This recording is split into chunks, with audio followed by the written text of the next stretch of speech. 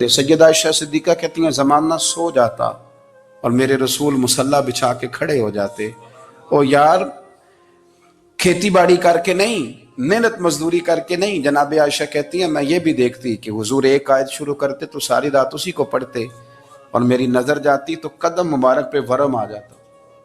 یار نماز پڑھ پڑھ کے اتنی مشقت کر کے اتنی جد و جہد کر کے ورم آ گیا، یا رسول اللہ اتنی محنت کیوں کرتے ہو؟ فرمایا افلا اکون عبدا شکورا، کیا میں اپنے رب کا شکر گزار بندہ نہ بنوں؟ صحابہ کا ذوق عبادتوں کا، ریاضتوں کا، تلاوتوں کا، طبیعت ہے ان کی، وہ ایک دوسرے کو۔ حضرت مولا علی شیر خدا کرم اللہ تعالی وجہہ الکریم کے زمانے میں روم کے بادشاہ نے کہا یار یہ مسلمانوں کا پتہ تو کرو، یہ آخر کیوں اتنے زیادہ مجاہد ہیں؟ اس زمانے میں جاسوس بھیجنے کا مزاج تھا، اب تو جاسوس پکڑا جاتا ہے، اب تو جاسوس ہے، اور جاسوسی کا شوق ویسے آج بھی ہے۔ عرض کروں تھوڑی سی بات اس عنوان سے، پتہ ہے کیا ہمارا مسئلہ ہے؟ ہم جہاں جاتے ہیں نا وہاں تھوڑی خوشبو سونگھنے کی کوشش کرتے ہیں، وہ کیا ہے تو یہ کیا ہے تو ادھر کیا ہے تو تھوڑا سا ادھر کیا ہے۔ میرے رسول پاک پڑھیے درود شریف، سارے پڑھیے ذرا زور سے، صلی اللہ تعالی۔ نبی پاک علیہ السلام نے فرمایا جاسوسی نہ کرنا ورنہ تم بندوں کو خراب کر دو گے، اور فرمایا اس طرح نہ ہو کہ تم کسی کے اب کھول نہ نکلو تو تمہارے پہلے کھول جائیں۔ یہ جو ذوق ہے نا یہ ختم کریں، چھوڑیں، مطلب آپ کس چکر میں پڑے ہوئے ہیں؟ اتنی زیادہ توجہ کرنے کی کیا ضرورت ہے؟ نے کام سے کام رکھیں، اس میں بندہ تھوڑا سا نا آسان رہتا ہے۔ یہ جو بہت زیادہ ٹٹولنے والے لوگ ہوتے ہیں نا وہ بےچارے پھر عمر ٹٹولتے ہی گزار دیتے ہیں، اس لیے کہ مزاج ہی بہت پکا ہے، بوری کا منہ کھول کے اندر تک ہاتھ ڈالنا، تو پھر کئی دفعہ سامنے سے بچھو بھی لڑ جاتا ہے، خرابی ہوتی۔ تو جاسوسی کی جاتی تھی، اس نے بھی جاسوس بھیجے، کیونکہ قبیلوں کے لوگ تھے، کچھ مسلم کچھ کافر، پہچانے نہیں جاتے تھے لوگ، تو کچھ لوگ اس نے بھیجے، انہوں نے آ کے نا تحقیق کی، ریسرچ کری کہ آخر ماجرا کیا ہے۔ تو واپس جا کے انہوں نے رپورٹ دی نا روم کے بادشاہ کو، اس رپورٹ کا ایک جملہ بڑا شاندار ہے، وہ کہنے لگا بادشاہ ہمیں مسلمانوں کی کوئی سمجھ نہیں آئی،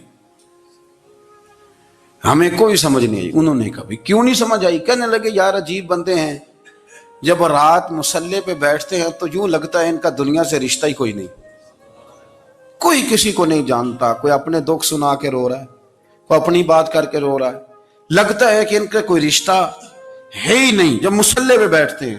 اور فرمایا جب سویرے یہ جہاد کرنے نکلتے ہیں تو لگتا ہے ان سے زیادہ دلیر ہی کوئی نہیں، حالانکہ جو مصلوں پہ رونے دھونے کے لوگ ہوتے ہیں وہ کئی دفعہ جہاد میں کام نہیں کرتے، لیکن عجیب لوگ ہیں کہ رات کے راہب ہیں، دن کے مجاہد ہیں، کوئی سمجھ نہیں آتی۔ میرے عزیز ان لوگوں نے مصلی آباد کر کے رکھا، تلاوتیں ان کا ذوق رہی، منظر روز پڑھنا، اسباق پڑھنا، وظائف پڑھنا، یہ ان کا ذوق رہا۔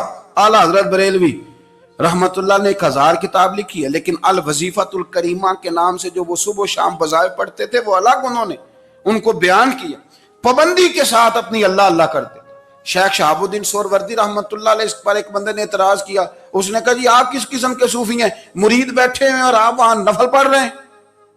یہ بھی بڑا مسئلہ ہوتا ہے نا، جو بندہ ملنے آتا ہے وہ اپنے ٹائم کے حساب سے آتا ہے، اور پھر اس کا یہ بھی خیال ہوتا ہے کہ پیر صاحب جو ہیں وہ چونکہ درویش ہیں تو نہ انہیں روٹی کھانی چاہیے نہ سونا چاہیے، چونکہ وہ درویش ہیں، اور ہم چونکہ درویشوں کے ماننے والے ہیں لہذا ہمارا یہ طریقہ ہونا چاہیے کہ جیسے ہم کہیں درویش ویسے ہی کر جائے، حالانکہ جس کو آپ درویش کہیں گے آپ اس کی مانیں گے، آپ منوائیں گے نہیں، ہمارا مزاج ہوتا ہے۔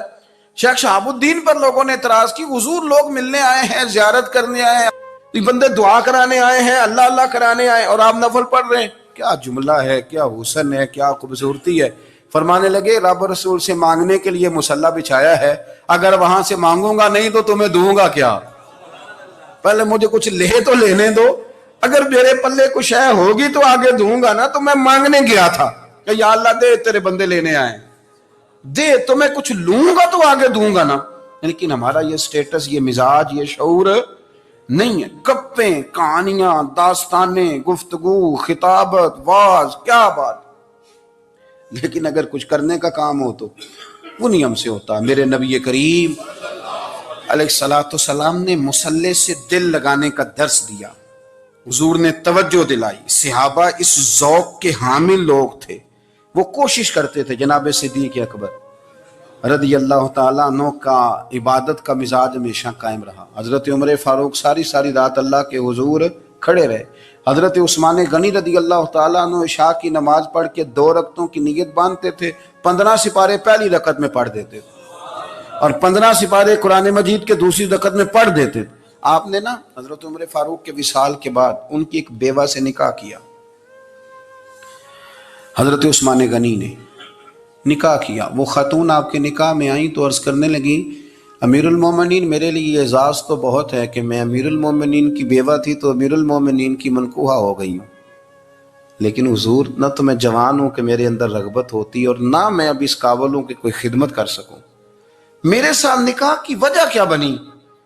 تو عثمان غنی رو پڑے, فرمانے لگے میں نے عمر فاروق کو مسجد میں اپنے رب سے ڈرتے ہوئے دیکھا ہے, میں نے اسے روتے ہوئے دیکھا ہے, عدل کرتے دیکھا ہے, انصاف کرتے دیکھا ہے, امت کی خیر خواہی کرتے دیکھا. تمہارے ساتھ نکاح اس لیے کیا ہے کہ تم مجھے یہ بتاؤ کہ عمر فاروق گھر کے اندر اپنے رب کو کیسے راضی کرتے تھے, گھر کے اندر کیسے راضی کرتے تھے, وہ طریقے بتلاؤ, تم بتاتی جانا اور میں بھی اسی طرح گھر میں عبادت کروں. میرے رسول کریم علیہ الصلوۃ والسلام نے ارشاد فرمایا, حضور فرمانے لگے جس گھر میں اللہ کا ذکر ہوتا ہے وہ گھر زندوں کا ہے, اور جس گھر میں رب کریم کا ذکر نہیں ہوتا وہ گھر زندوں کا نہیں ہے. گھر نا ہم نا کتابوں میں پڑھتے ہیں کہ ایک بزرگ کہتے ہیں, حضرت فضیل بن عیاض کہتے ہیں کہ میں ایک گلی سے گزر رہا تھا تو گھر کے اندر کسی قاری صاحب نے قرآن کی آیت پڑھ دی, ولی من خاف مقام ربہ جنتان.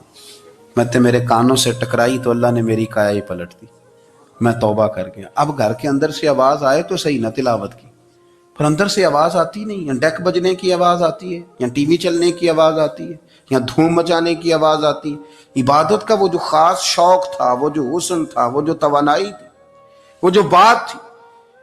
ایک جگہ پہ ہم بیٹھے تھے تو وہاں ایک صاحب آئے اور انہوں نے آتے ہی کہا کہ مہربانی کریں ذرا مجھے مصلی دے دیں, میرے نہ کچھ نفل رہ گئے. تو میں نے وضو کر لیا تو کوئی مصلی مل جائے. مصلی انہیں دے دیا گیا, وہ مصلی لے کے چلے گئے. تو پیچھے ایک صاحب نے تبصرہ کیا, کہنے نے کتنا ریاکار بندہ ہے, لوگوں کو دکھا رہا ہے کہ میں نفل پڑھتا ہوں, ہے کو بات کرنے والی. میں نے اسے کہا, میں نے کہا تو مہربانی کرنا اس طرح کی ریاکاری تو بھی کر, پکڑ مصلی اور جا تو بھی تھوڑی ریاکاری کر کے آ, اٹھ ذرا شکر کر, کوئی یہ ریاکار بھی ملا ہے, کوئی نفل پڑھ کے ریاکاری کر رہا ہے. اللہ کا میں کہتا ہوں کو پڑھے تو صحیح نہیں, یار یہ کوئی دور ہے نفل پڑھنے کا, اس میں تو لوگوں کا مزاج ہی نہیں, طبیعت ہی نہیں. میں نے کہا چل مہربانی کر, یہ لے مصلی اور تو بھی جا تھوڑی سی یا کاریا ریاکاری کرو تو صحیح نا, مزاج ہی نہیں, ذوق. جمعے کی نماز پڑھ کے یوں دنیا بھاگتی ہے, او ہو پتہ نہیں کون سی پیچھے آگ تھی جو بجھائی جائے گی. اور آج تک لوگ مسئلہ پوچھ رہے ہیں کہ جمعے کی بعد والی سنتیں کتنی ہوتی ہیں. میں نے کہا کتنے سال ہو گئے جمعہ پڑھتے, کتنے سال ہو گئے, ابھی تک سنتوں کا نہیں پتا, ابھی تک نہیں علم کے پہلے کتنی رکھتے ہیں اور بعد میں کتنی رکھتے ہیں. فجر کی سنتیں کب پڑھنی چاہیے, سنو فجر کی سنتوں کے بارے میں. میرے رسول کریم سید عالم صلی اللہ تعالی علیہ وسلم سے ایک صحابی نے پوچھا تھا, حضور میری فجر کی سنتیں رہ گئیں یا رہ جاتی ہیں تو حکم کیا ہے, کیا انداز ہے حضور کا. بخاری مسلم کے لفظ سنو, حضور سید عالم صلی اللہ علیہ وسلم فرمانے لگے, اس نے کیا پوچھا تھا, حضور جواب کیا دیتے, فرمایا فجر کی سنتیں کبھی نہ چھوڑنا, فجر کی پہلی 2 سنتیں کبھی نہ چھوڑنا. یا رسول اللہ صلی اللہ تعالی علیہ وسلم میری رہ گئی ہیں, رہ جاتی ہیں. فرمایا فجر کی 2 سنتیں نہ چھوڑنا, فرمایا فجر کی پہلی 2 سنتیں مجھے دنیا اور دنیا کے اندر جو کچھ ہے وہ سب سے زیادہ پیاری ہے.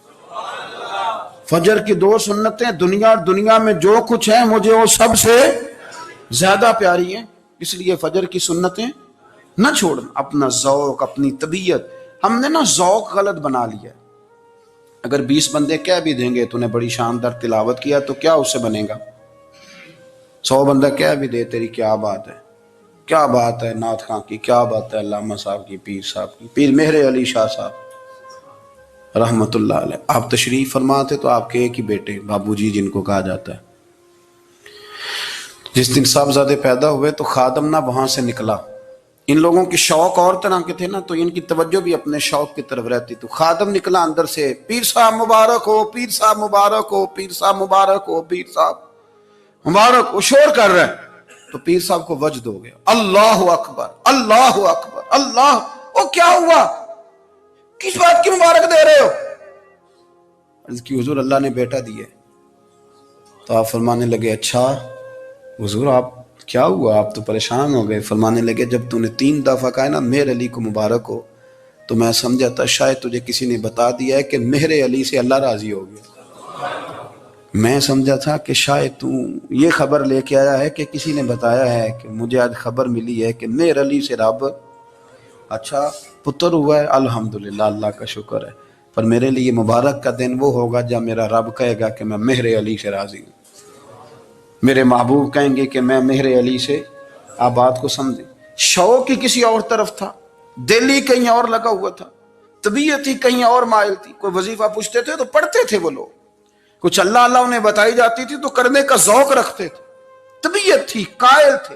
حضرت ربیع کہتے ہیں میں بڑی دور سے سفر کر کے گیا حضرت اویس کرنی سے ملنے، بڑی دور سے، اور جب میں پہنچا تو فجر کا وقت تھا، تو حضرت اویس کرنی کو میں نے پا لیا، تو وہ نماز پڑھ کے نا قرآن شریف لے کے بیٹھ گئے۔ فرماتے ہیں اشراق چاشت کا وقت ہوا تو نفلوں کی نیت باندھ لی۔ محدث ابن الجوزی نے لکھا ہے، فرماتے ہیں پھر جب زوال کا وقت ہوا تو مسجد میں جھاڑو دینے لگ گئے، زور کی نماز پڑھ کے تو عصر کی تیاری تک وہ مسجد میں بیٹھے رہے، اور میرے نبی پاک علیہ السلام نے فرمایا جو نماز کے انتظار میں بیٹھا ہو وہ نماز ہی میں ہے، وہ نماز ہی میں ہے۔ فرمایا میری دنیا میری امت کی جو رہبانیت ہے نا وہ اتنی ہے کہ نماز کا انتظار کرے، اذان کے بعد نماز کا یہ راہب ہے، یہ اس وقت چھوڑ کے بیٹھے ہیں سارا کچھ۔ فرماتے ہیں عصر تک